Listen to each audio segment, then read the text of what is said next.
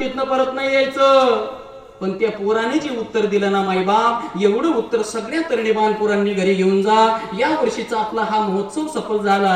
राजे म्हणत होते अरे मुकुट मिळेल, माझी तलवार मिळेल, सगळं मिळेल, पण हे घालून तुला जिथं जायचं ना तिथनं परत नाही यायचं. मग तो पोरगा म्हटला राज, मग त्याच्यासाठी तर मागतो राज, असा जर मी मेलो ना राज तर शिवा नावी म्हणून मरल, पण तुमचे कपडे घालून आणि तुमचा मुकुट घालून जर मी मेलो ना राज तर छत्रपती शिवाजी राजा मेला, छत्रपती शिवाजी राजा मेला, माझं नाव इतिहासामध्ये अमर होऊन जाईल म्हणून मला जायचं.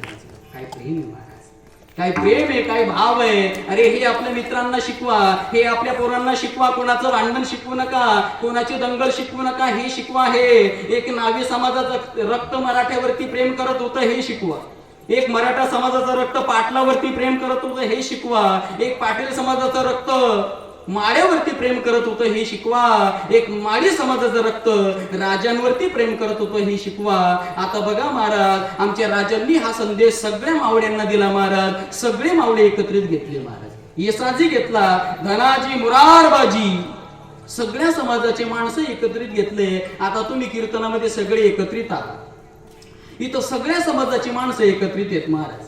इथं माळी आहे, इथं कुणबी, इथं धनगर, इथं मराठा, इथं ब्राह्मण, इथं पाटील, इथं मराठा, ब्राह्मण, मुसलमान, महार, मांग, सगळा समाज एका मंडपामध्ये महाराज. बरीच लोक अशी म्हणतात हा सप्ताह बंद पडला पाहिजे, हे कीर्तन बंद पडलं पाहिजे. का? कारण कीर्तनकाराला लई पैसे जातात, गायकाला लई पैसे जातात. पण तुम्हाला खरं सांगू का मायबाप, ही जे सगळ्या समाजाची माणसं जे एका मंडपामध्ये बसतात ना महाराज, हे कुठंच घडणार नाही महाराज. आणि तुम्हाला खरं सांगू का, सगळा समाज एका मंडपामध्ये आणण्याचं ठिकाणच सप्ताह आहे महाराज.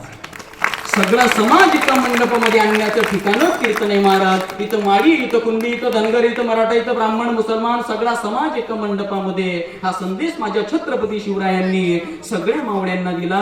हे शिकवा. रोज 2 कीर्तन करून सांगतोय मी. रोज 10 दिवसापासून छत्रपती शिवाजी महाराजांचं चरित्र सांगतोय. देवीच्या देठापासून सांगतोय. जरा लक्ष देऊन ऐका. हे शिकवा आपल्या पोरांना. एक नावी समाजाचा रक्त म्हणतोय राजा द्या तुमचं मुकुट द्या, राजा द्या तुमची तलवार द्या. वेळ कमी, मला पूर्ण कथा सांगायची तुम्हाला. राजांनी त्याला स्वतःचा मुकुट चढवला, त्याला कपडे चढवले, त्याला तलवार लावली, शेला लावला.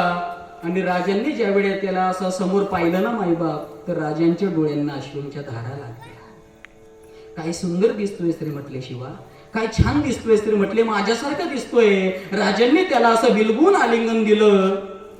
राजांनी त्याला एका पालखीमध्ये बसवलं. राजे एका पालखीमध्ये. त्यांना वेळ कमी होता, आपल्यालाही वेळ कमी आहे. आणि म्हणून एका बाजूला महाराज राजांची पालखी, एका बाजूला शिवाची पालखी. ज्या पालखीमध्ये राजे होते ती पालखी फास्ट पळवायची होती, आणि ज्या पालखीमध्ये शिवा नावी आहे ती पालखी दमाने चालवायची होती. आता वेळा 10 पावलावर, वेळा 100 पावलावर, वेळा 50 पावलावर, वेळा 20 पावलावर फार जवळ आला वेळा सैन्याचा. हर हर महादेव, जय भवानी असा आवाज घुमला. आणि कुठून तरी गुप्तचराने बातमी आणली, कुठून तरी बातमी लिकेज झाली. सिद्धी जोहर, हुजूर ये राजा नहीं है, ये जो पालखी में जो बैठा है ना इधर वाला वो राजा नहीं है, हमारे पास जो आया वो राजा नहीं है. कारण त्याचं फक्त एकच चुकलं होतं. शिवा नाव्याचं फक्त एकच चुकलं होतं. छत्रपती शिवाजी महाराज पालखीमधून जेव्हा उतरायचे ना, उजव्या बाजूने उतरायचे, आणि तो डाव्या बाजूने उतरला. लक्षात आलं गुप्तचरांच्या, हुजूर दगा ये राजा नाहीये, हुजूर दगा, हुजूर दगा ये राजा नाहीये. शेवटी ऐका कंडारीकर, राजा पळाल्याची बातमी मिळाली. आणि सिद्धी जोहरने आपल्या मेहनतली तलवार काढली. सिद्धी जोहर, सिद्धी मसूद आणि फाजल खान अशा 3 तलवारी बाहेर पडल्या.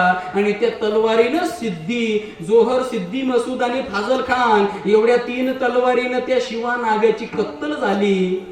तर एवढं दुर्भाग्य मारलं त्याला, की एवढं दुर्भाग्य आतापर्यंत कुणाला मारलं नाही इतिहासामध्ये. कसं मारलं त्याला सांगू का? ऊसाच्या कांडीसारखे महाराज त्याचे हाताचे तुकडे केले, ऊसाच्या कांडीसारखे त्याचे मांडीचे तुकडे केले, ऊसाच्या कांडीसारखे त्याचे पाय कापले, पोटाचे त्याचे 4 तुकडे केले. तलवारीच्या टोकानं त्याचे डोळे बाजूला काढले, त्याचं डोकं ठेचलं, डोकं बाजूला काढलं. काही दुष्ट होते हो, काही दुष्ट प्रवृत्ती होती महाराज. अहो एवढ्यावर थांबले नाही महाराज.